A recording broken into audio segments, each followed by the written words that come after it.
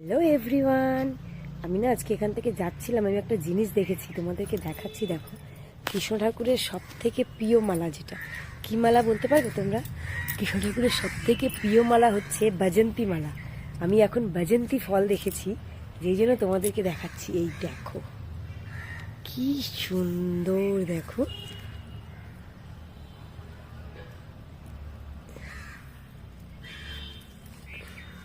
দেখেছো?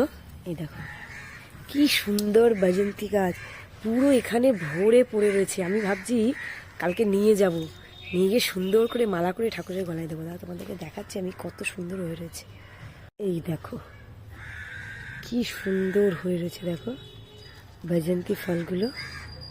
আমি তো এটা একজনের ফেসবুকে একজনের ভিডিও দেখেছিলাম বৈজয়ন্তী, আমি বলছি কোথায় পাওয়া যায়, তো দেখলাম এখন আমার এখানেই ভর্তি হয়ে পড়ে আছি। দেখো কত গাছ এখানে, দেখেছি দেখো পুরো ভর্তি হয়ে রয়েছে বৈজয়ন্তী মালা, বৈজয়ন্তী ফুল।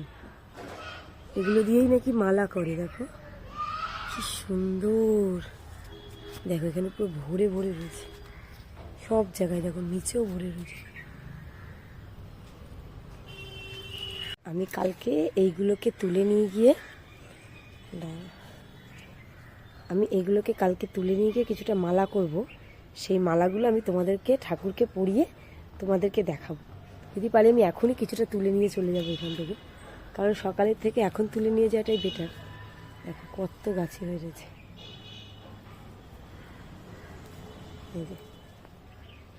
আমি এখনই কিছুটা তুলে নিয়ে চলে যাব, কালকে মালা করে আমি ঠাকুরের ফটো করে তোমাদেরকে দেবো। এই যে হলো বৈজয়ন্তীর মালা, সুন্দর করে ঠাকুরের জন্য গেঁথে নিয়েছি।